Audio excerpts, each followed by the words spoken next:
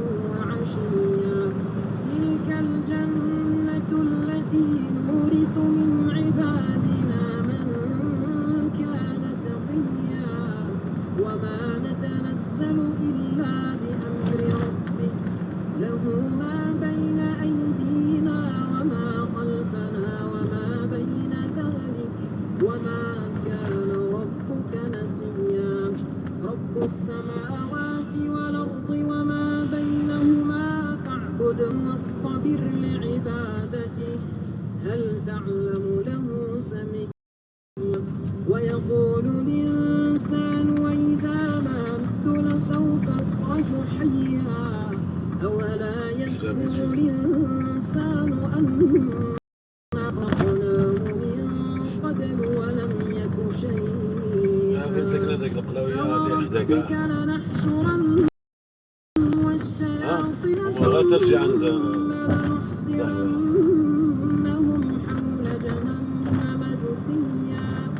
ثم لننزعن من كل شيعة أشد على الرحمن عتيا ثم لنحن أعلم بالذين هم أولى بها صليا وإن منكم إلا واردها كان على ربك حتما مقضيا ثم ننجي الذين اتقوا ونذر الظالمين فيها جثيا وإذا تتلى عليهم ونسقيه مما خلقنا أنعاما وأناسيا كثيرا ولقد صرفناه بينهم ليذكروا فأبى أكثر الناس إلا كفورا ولو شئنا لبعثنا في قرية نذيرا فلا تطع الكافرين وجاهدهم به جهادا كثيرا وهو الذي مرج البحرين هذا عذب فرات وهذا ملح أجاج وجعل بينهما برزخا وحجرا محجورا وهو الذي خلق من الماء بشرا فجعله نسبا وصهرا وكان ربك خبيرا ويعبدون من دون الله ما لا ينفعهم ولا يضرهم وكان الكافر على ربه وما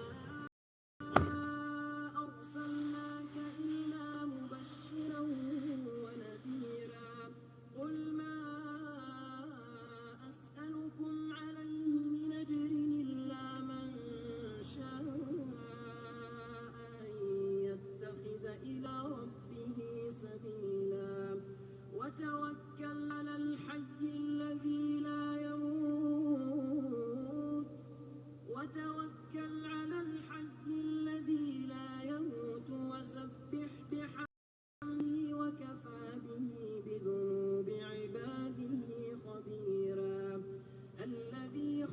السماوات والأرض وما بينهما في 6 أيام ثم استوى على العرش الرحمن فاسأل به خبيرا وإذا قيل لهم اسجدوا للرحمن قالوا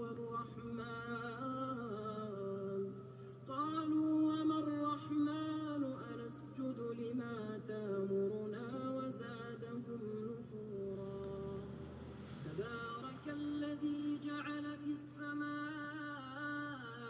بروجا وجعل فيها سراجا وقمرا منيرا وهو الذي جعل الليل والنهار خلفة لمن أراد أن يذكر أو أراد شكورا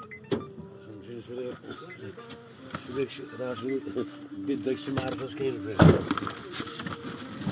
زين معنا درتي شورت دي كومبينيزون بولد بحال في المليان وي درتي شوط اللي عطانا لا درتي شورت يعني دي كومبينيزون عندي بولونجير ها هذاك لي بولونجير اللي خدامين فيه يا مزيان بحال هادي باش نولي نخلق داك نقولوا بحال لا صايب هادي في المدينة ها لي زانفيرميير كنزعيك اللي غنمشي تما بهذا الشيء نورمال فوالا الولد ديالو كاين ما ها عليا نو وي لو سي الى بغيت الميمار ديال الايام لا هو تيلعب مع يسات ولا مع يسات ولا ايويت هذيك الاكاديمي نو يلا تيلعب سانجيلي تيلعب سانجيلي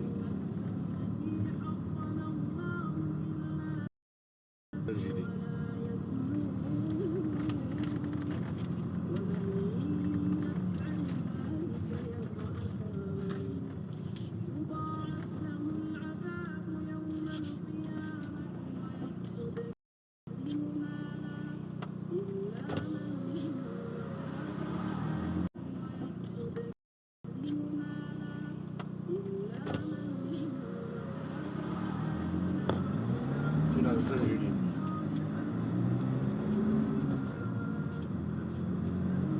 ها زين هذا كاع ما كيلعب رياضه راه مزيان ها هذا اللي تري جونتي هذا اللي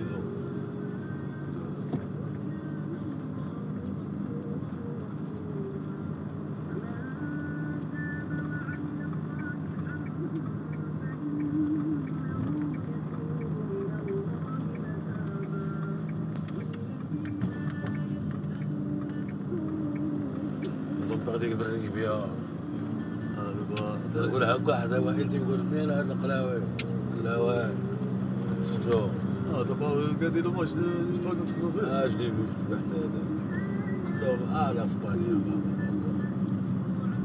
جو سي با لو بالون دي ميسي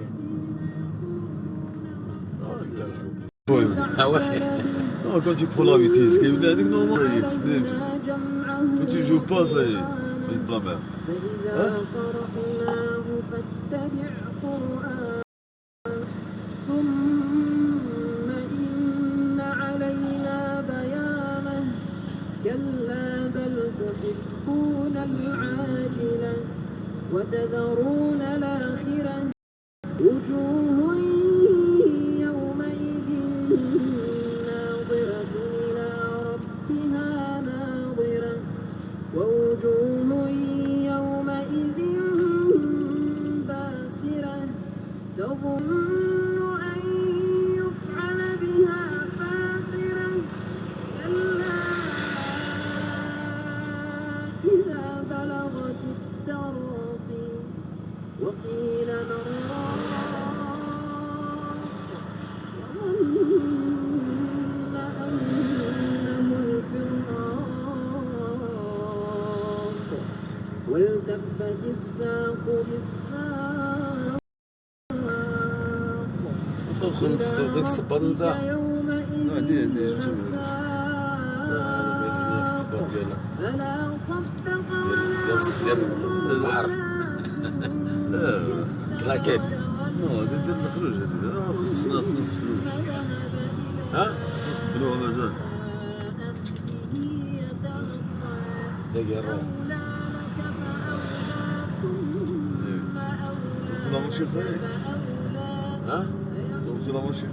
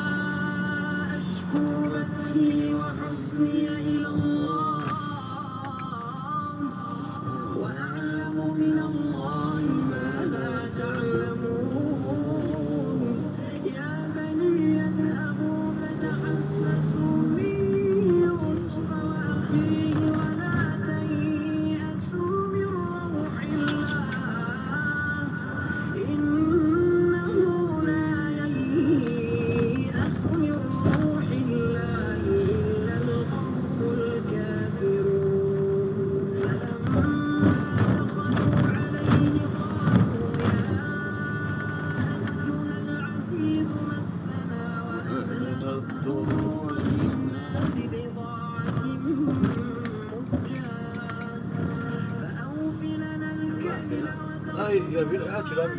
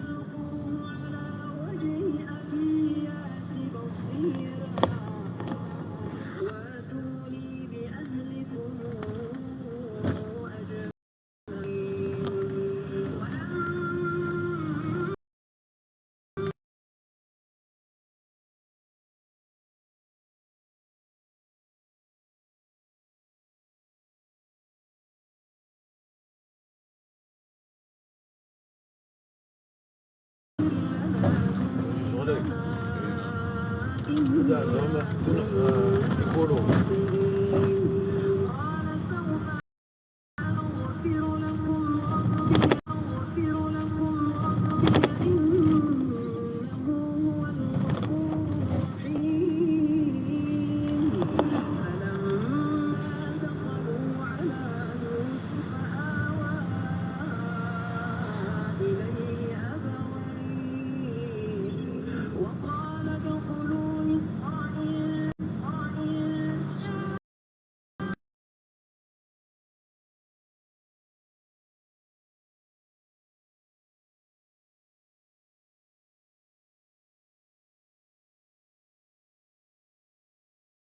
فخلف من بعدهم خلف أضاعوا الصلاة واتبعوا الشهوات فسوف يلقون غيا أي الفريقين خير مقاما وأحسن نديا وكم أهلكنا قبلهم من جاك شي قرن صافا شتي Ça, ça doit la ها Hier, elle était avec moi. وي ايوا Ça va. ها Elle était là, Ziad. اش تدير Ziad. مزيان La coupe, il y a la coupe. كلشي La souris, il y a la souris. كل شيء بلاصتو. ها وي هيك. سيعلمون من هو شر لا كوب هي لا كوب ياك Il y a la coupe, la chemise, il y a la chemise, la souris, il y a la souris. ويزيد ترى كتبارك الله كتزيد غير ديميني ويمشي كتزيد. سيدي يولي صغير. ها يولي encore jaune. قال لي اش بصح. ها Il faut comme ça, قال لي.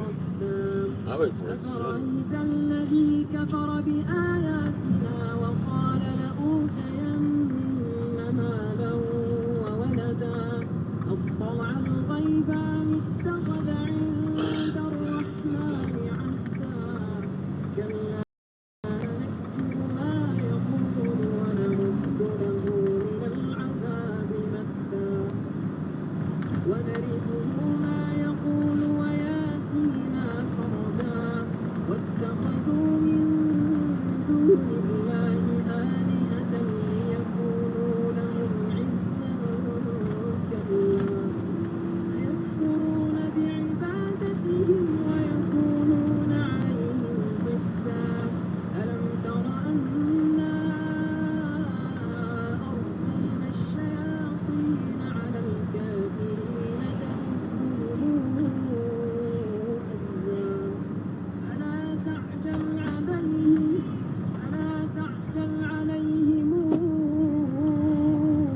إنما نعد لهم عدا يوم نحشر المتقين إلى الرحمن وفدا ونسوق المجرمين إلى جهنم وردا لا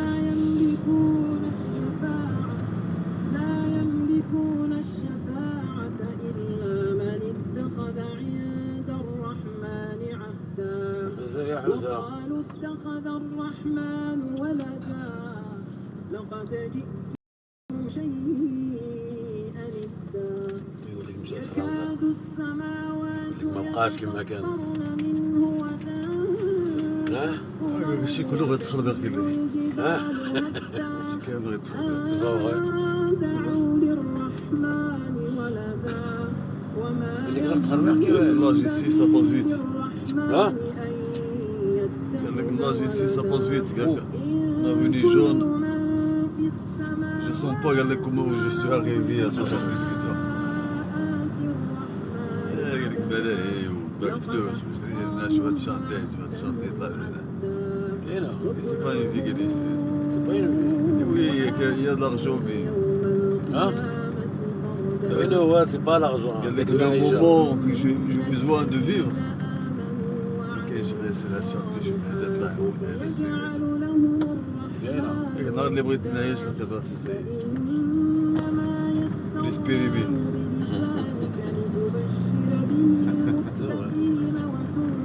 غادي فورا الضغط ديال راسي الله يشريك.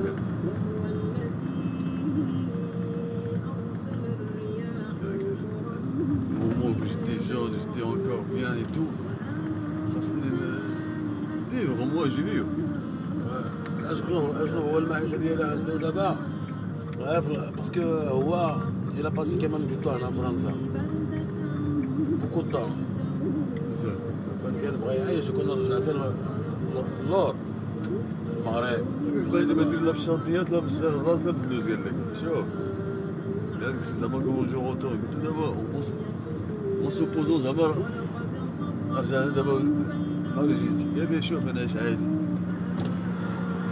نخدم عادي مع الناس ورجعت ندخل المشاهد ومن تقدر ياخذ ما نديرش الصوماج ديالي مثلا الصوماج ديال الرئيسة ولا هو انا البلاد ونشوف والديا ونشوف خوتي ونشوف مزايا انا عايش انا راك بحالي عندك بزاف بحالي ما عندك والو الا قالوا بزاف عندك بزاف ديال لا ما كيبغيكش لو طون انت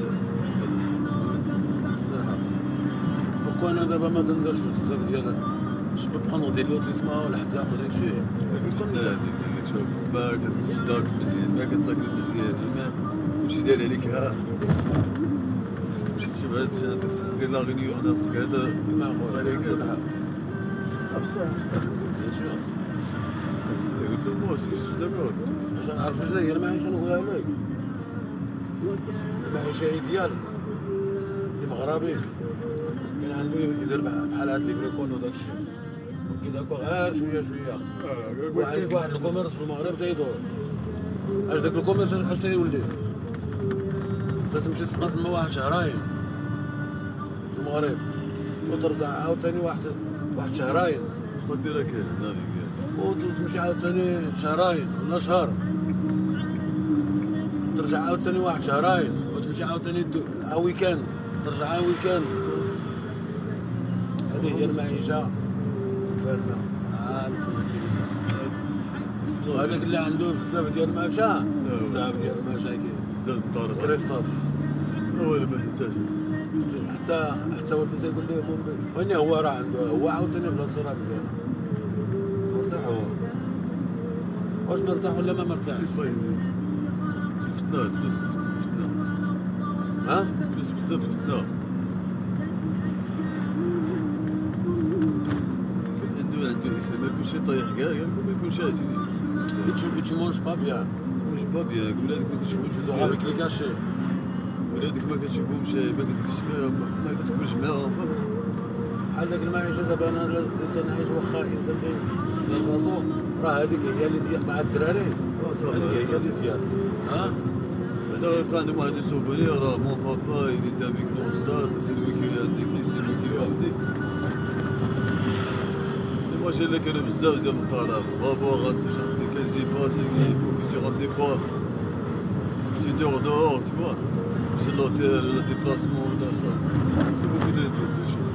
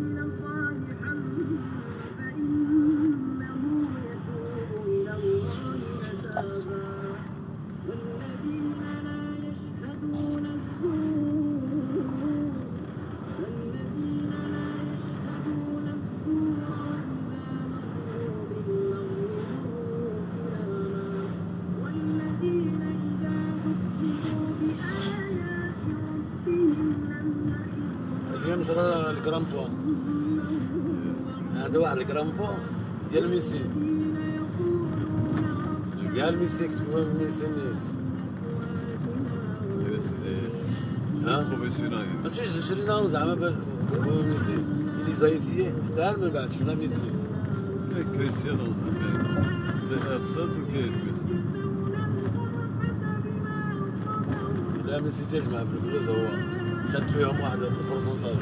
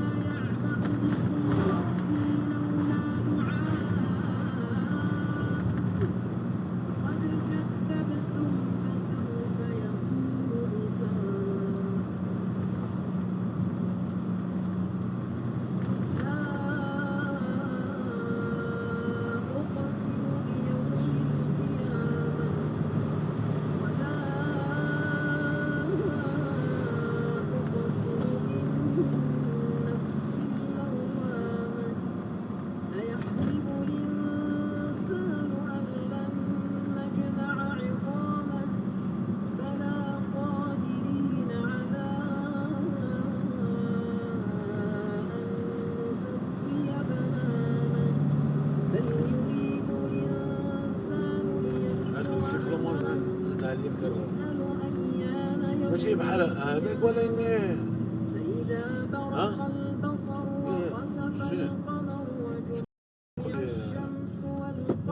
ملي تنبرك على لابيدال نورمالمون يدوي يتيو ملي تتبقى في البلاصه تدير هكا وتمشي لابيدال فقير داك الشيء سي صا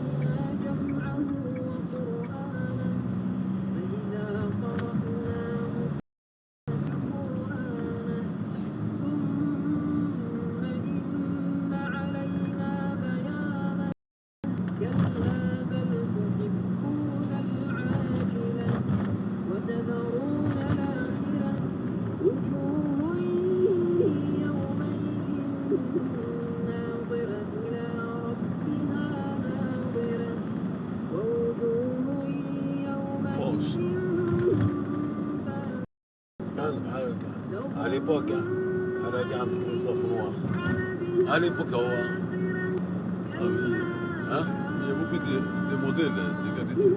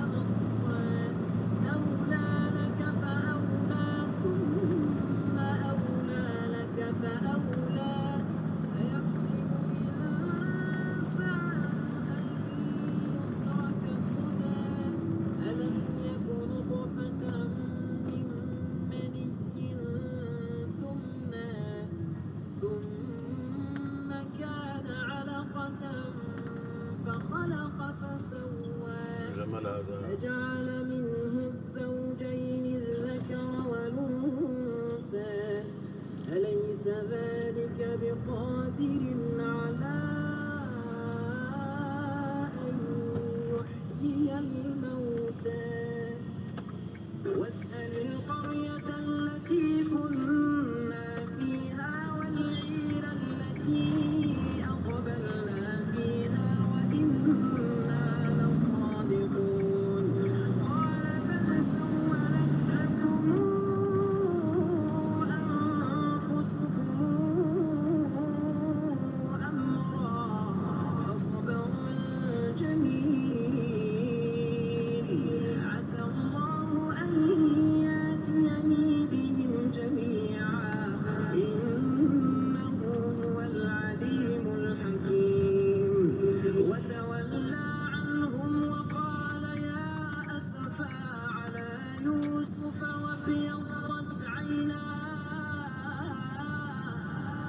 ابيضت عيناه من الحزن فهو كظيم قالوا تالله تفتأ تذكر يوسف حتى تكون حرضا أو تكون من الهالكين قال إنما أشكو بثي وحزني إلى الله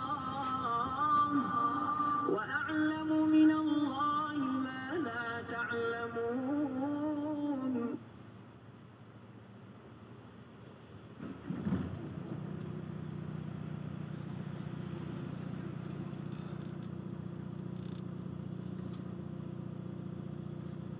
Non, mais moi je demande Il est rien en du liberté, tout. quoi. Juste que la justice passe, qu'il y ait un jugement un jour, qu'il y ait une condamnation peut-être. Et que ça ne prenne pas tant de temps. il y a Je proche. reviens aussi, Ouais, on ça y est, va revenir on va sur la revenir. réponse pénale et sur la réponse vraiment du droit, parce que vous êtes inlassablement justement du côté de ceux qui défendent le droit et qui estiment que les outils du droit peuvent combattre tout ça. Mais vous disiez à l'instant la question des intellectuels, des artistes qui avaient l'air pour l'instant bien silencieux. J'ai regardé attentivement tous ceux qui depuis une semaine condamnent vraiment fermement et pleinement comme acte barbare justement tout ce qui a été commis par le Hamas. Amir, juif, Enrico Macias, juif, Patrick Bruel, juif, Arthur, juif, Cyril Hanouna, juif, Johan Sfar, juif, Valérie Zenati, juif, Philippe Lelouch, Elie Chouaki, Michel Boujna, juif, il y a Sophia Aram qui revendique d'être fille de musulmans et qui a clairement et inlassablement cette semaine condamné. Au fond, est-ce qu'il y a pratiquement que les juifs aujourd'hui pour parler de ces massacres? Il y en a d'autres, il y a Tahar Ben-Jelloul, il y en a... Allez-y, parce que justement, moi j'ai regardé comment ça hier, alors c'est ceux qui Sophia parlaient Aram, plus fort, elle a ceux-là, dit mais que peut-être qu'il y en a des- Vous avez raison, c'est un problème. C'est un problème qui concerne l'humanité tout entière. D'autant que quand ça arrive aux Juifs, quelques années plus tard, ça arrive aux autres. Si on reprend l'exemple de l'école, ça fait 20 ans que l'on sait, parce qu'il y a eu un rapport Aubin en 2004, que les Juifs ne peuvent plus aller à l'école publique dans de nombreuses régions. Qu'est-ce qui s'est passé ensuite? Rien, on s'y est habitué. Et 20 ans plus tard, eh ben on a des problèmes. Et ça arrive aux autres, et ça arrive aux profs, et à toute la société. Donc on devrait être, même si on se soucie pas trop de ce qui arrive aux Juifs, on devrait s'inquiéter pour tout le monde. Quand vous dites les écoles, les parents, en effet, ces enquêtes et le proviseur Aubin, et qui a été lui-même un des recteurs de l'Académie française, de l'Académie de l'Éducation nationale, avait fait de nombreuses enquêtes, avait alerté sans être jamais pris au sérieux sur ces écoles et ces parents qui se décourageaient de mettre leurs enfants dans l'école publique. Il y a eu aussi ces différents sondages, il y a 2 semaines, qui disaient que les étudiants juifs se sentaient menacés par une montée de l'antisémitisme à l'université. Oui. Ah ben, la situation de l'université est effectivement très tendue, parce qu'il y a des militants qui se prétendent d'extrême gauche et qui font régner la terreur, en particulier sur la liberté d'expression. Mais ce silence-là, que dénonçait Abdelmouk Bidar dans le monde ce week-end aussi, et il y a d'autres Exactement, et c'est important de le dire, allez-y. ce silence-là, il est toxique. Et puis c'est aussi le silence des dirigeants du monde arabe. Il n'y en a pas eu un pour condamner clairement et sans ambiguïté des massacres de civils. Des dirigeants du monde arabe qui par ailleurs instrumentalisent la cause palestinienne depuis des décennies. Enfin, les mots, ils les prononcent, mais la frontière égyptienne, elle reste fermée. Ils veulent pas un seul Palestinien. Et je rappelle aussi Septembre Noir, puisqu'on a la mémoire courte.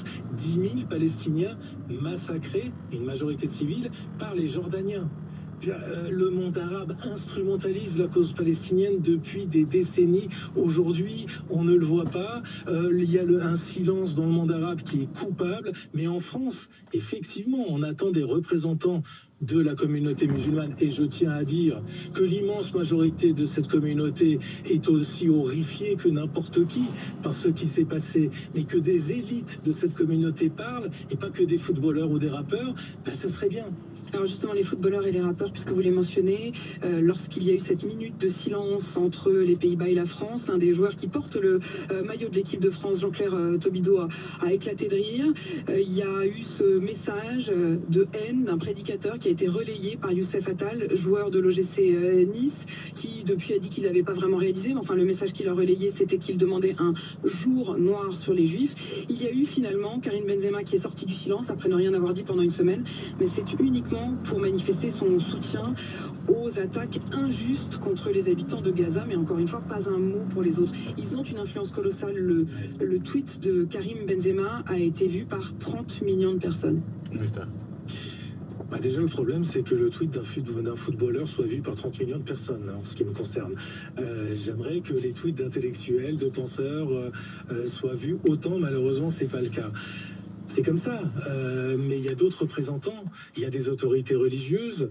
Quand il y a un acte raciste, toute la société fait corps pour le condamner. Mais sur la question des jeunes, parce que pendant ce temps-là, on a Emmanuel Macron qui fait des lettres ce matin à tous les professeurs, à tous les élèves pour dire que l'instruction doit triompher, que la soif d'apprendre, la soif de vivre libre. Mais les jeunes sont aussi beaucoup à l'écoute des figures. Et quand on voit par exemple ce Youssef Attal qui donc relaie les messages de haine d'un prédicateur, le prédicateur en question, c'est Mahmoud Al-Hassana. Il a donc demandé à Dieu d'envoyer un jour noir sur les Juifs. Et ce même prédicateur avait été relayé par celui qui a assassiné dans une église à Nice des croyants et des religieuses. Est-ce que au fond, il n'y a pas un problème là aussi de relais de ces messages? Encore une fois, on revient à la question aussi des médias et des réseaux sociaux. Et vous voyez le poids de la religion dans cette affaire. Il y a aussi la place de la religion dans la société et à l'école. Et effectivement sur les réseaux sociaux. Et évidemment, les réseaux sociaux ne vont pas dans le sens d'une humanité, d'une plus grande humanité. Ce langage primaire, violent. Est-ce qu'il faut prendre des décisions plus radicales sur l'accès aux réseaux sociaux? Est-ce que c'est possible? Non, c'est pas possible. Il y a une modération. D'abord, c'est Twitter essentiellement le problème. Mais il y a une modération et une régulation que l'on peut faire avancer, mais on va pas priver d'accès les jeunes des réseaux sociaux. Ça me paraît assez compliqué. Donc, on peut pas revenir en arrière. Donc, il y a à moraliser ces réseaux sociaux. Il y a beaucoup à faire, mais c'est qu'une petite partie du problème. Et si l'école déjà remplissait sa fonction, peut-être que ce qui se passerait sur les réseaux sociaux serait moins violent et moins dénué d'esprit critique. Et quand vous parlez de religion, Richard Malka, je précise que vous avez publié ce livre, Le droit d'emmerder Dieu. Richard Malka, vous dites si l'école remplissait sa fonction, ça veut dire qu'il y a une faille aujourd'hui? Ça veut dire que les professeurs eux-mêmes parfois ont peur ça fait 30 ans qu'on a inventé cette doctrine géniale qui est le pas de vague. Mais le pas de vague, ça crée un raz-de-marée. Et on y est. Moi, ce que je crains, et ce qui me terrifie, c'est que le nom de Dominique Bernard, on va s'en rappeler beaucoup moins que celui de Samuel Paty. Parce qu'un meurtre de professeur, on s'en rappelle, c'est singulier, c'est une atteinte à la connaissance, à la transmission du savoir, au sacré que représente le professeur dans notre République.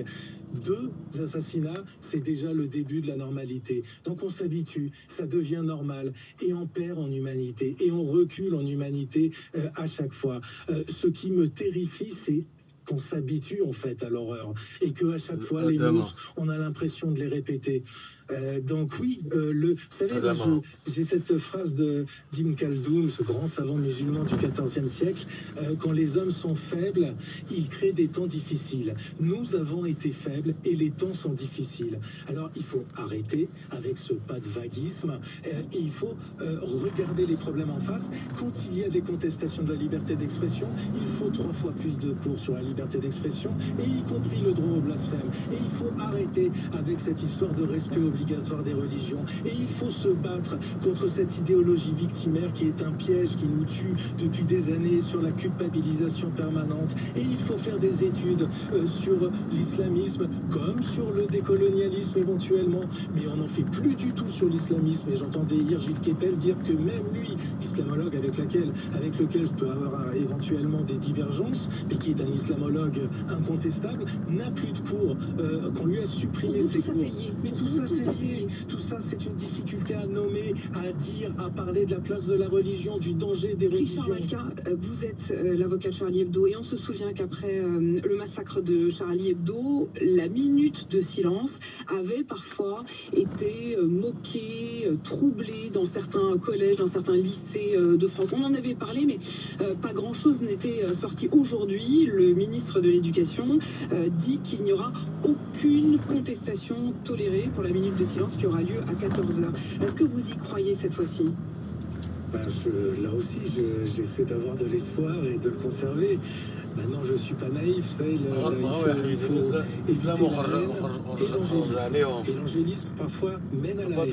Donc il faut éviter les deux. Donc ça n'a pas commencé. Il ne sait pas pourquoi ils sont. Avec vigilance, j'espère. C'est la mansouche de ton voiture. Il y en aurait encore moins. Ah oui, avant, les respecter l'arabe. Ils le respectaient pour sa religion, etc. Donc c'était normal. Ouais, d'abord, ouais, il a c'est qui a fait ça? Les journalistes. Voilà, les hauts, plutôt que de défendre. Je connais déjà les médias. Richard Malka, vous qui êtes un هضر في الطبيعة، هضر في الجبال، هضر في البحر،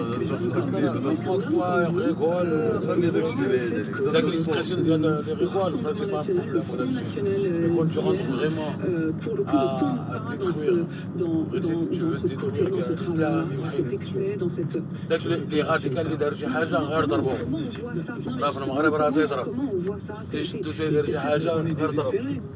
تدير لهم الجامع ديالهم وتدير الجوامع ديالهم على الاكستيريور الا بغيتي كاع وتحترمهم صاي ici ils ont refusé de construire la mosquée ما بغاوش يعطي لهم باش يكونستروير autre chose هادشي اللي تيقول هذا الناس c'est question de respect. C'est la gauche qui définit le primat culturel. C'est comme ça. Sauf que là, comme il n'y a plus de gauche de gouvernement, modéré, une gauche de la nuance, complexité, on a un vrai problème. Richard Malka, est-ce que notre droit, est-ce que le fait qu'il y ait des exceptions, des droits, des attentes, des recours, a ralenti ou freiné une certaine forme de fermeté nécessaire? Est-ce qu'au fond la démocratie a les armes pour faire face